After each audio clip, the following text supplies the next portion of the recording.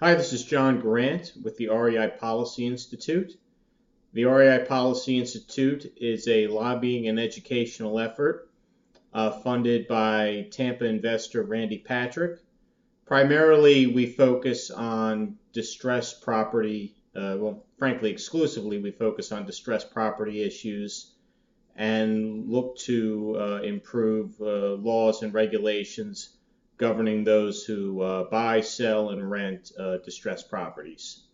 This week, I wanted to focus on the content of our upcoming newsletter, which will be out October 3rd.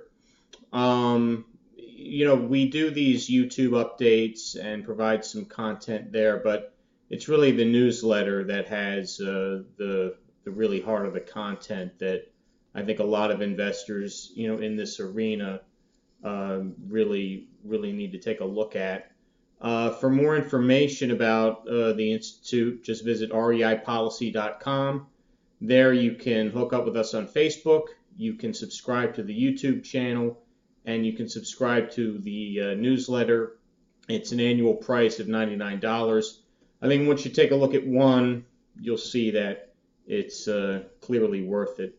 So I may talk to Randy actually about just sending one out for free so folks can take a look at it and make their own determination. But anyway, to get into the content, the first thing we'll obviously have is the latest housing data. And we always emphasize distressed sales. We look at it both nationally and regionally as well to give folks an idea of what's kind of happening out there in the national market and in their specific region. The other thing I want to look at, FHFA has a research paper talking about potential issues with the housing price index. And it's something that I'm reading through right now, and we'll include a link to it, I assume, in the newsletter and discuss it a little bit. It may be relevant in terms of, property, valuation and valuation methodology, and how in a market where there are so many, what I call kind of, inorganic machinations involved in the market, how do you figure out how much something's worth when you have so many government programs and things like that I think are skewing the market a bit. So I'm going to go through that research paper to some degree and try to find out what's going on with that. I'll have all that information in the newsletter. We always include a section on opportunities for investors. And that basically talks about opportunities in the distressed market, pockets of potential bubbles that we see, signs that, things are, that there could be problems either nationally or in certain areas. Look, I've always been a believer that there are always distressed opportunities regardless of the state of the overall market. But that said, it's very clear if you look at headlines and plus you listen to kind of, my information is what's called primary sourced. I get it directly from either members of Congress or people at these agencies. Both the media and myself and Randy are all kind of on the same page that there are at least, areas of uncertainty here that I think need to be examined. And I think they open up potential opportunities for our community. So to stay on top of that and to make sure that you capitalize on it and profit from it, that's part of it's a big part of what the newsletter does. I'm also going to give a lobbying update on the Mortgage Forgiveness Debt Relief Act. That is our big ticket item for this year. That is the short sale tax break. It gets thrown into what's known as a tax extenders package. So you end up having a lot of lobbyists from a lot of different areas, or a lot of different economic sectors working on this thing. That said, it is important that we make our argument to the fullest, meaning no one's allowed to sandbag this thing. if they did, then they put the whole process in jeopardy. So we're going to take I've been looking at that for a long time. For a while there, I was not optimistic at all that anything would happen this year.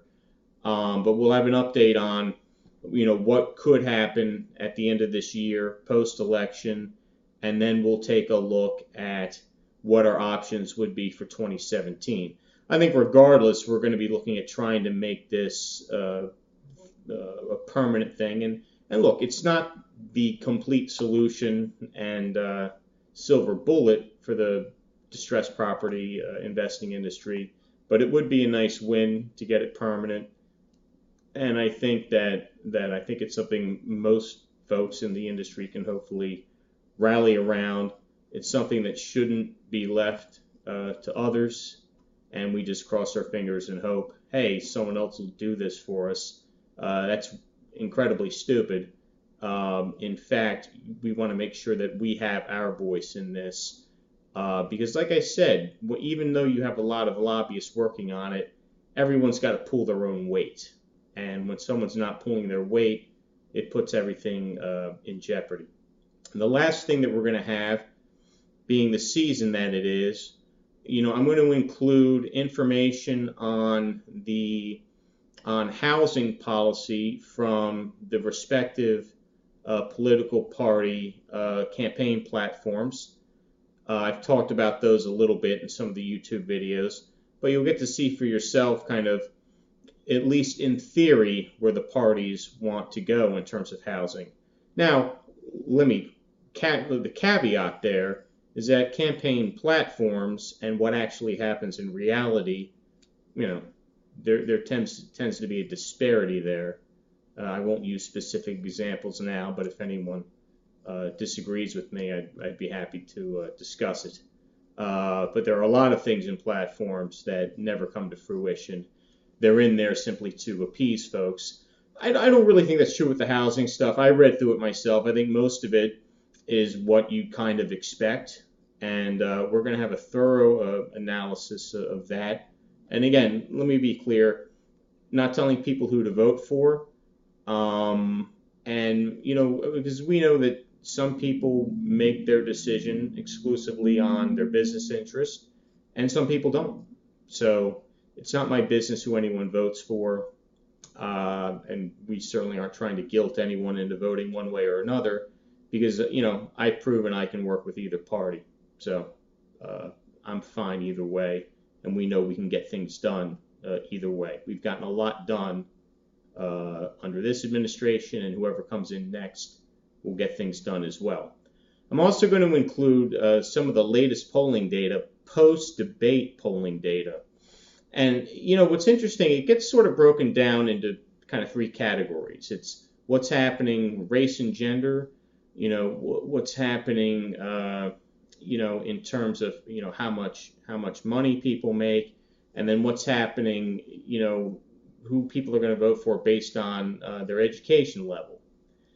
And when you go through this data, the disparity is unreal. I mean, I think we can all kind of guess the race and gender disparity. But even when you look at, education and economics, one would think that there'd be some consistency there, and there really isn't. And but I looked at I got the latest polling data. I think it's been made public. I'm pretty sure it has, but someone sent it to me on, I think, Thursday night, and it's pretty stunning. So I think folks will want to take a look at that, and for people who are curious about that, I'm sure there are plenty of people watching this who are just done with it all, and I don't blame you. But anyway, look, to get the newsletter, I think it's important for investors to check it out. REIPolicy.com, very modest investment. Everything that comes in goes to Randy, but it goes to, he provides that, the newsletter funding to me so I can do my job. and then we're going to come out shortly with our 2017 agenda. I think we want to see what happens with the election. I think that's going to obviously have an influence on it. But anyway, that's it for this week, and we will be in touch again next week. I appreciate it. Thank you very much. Bye.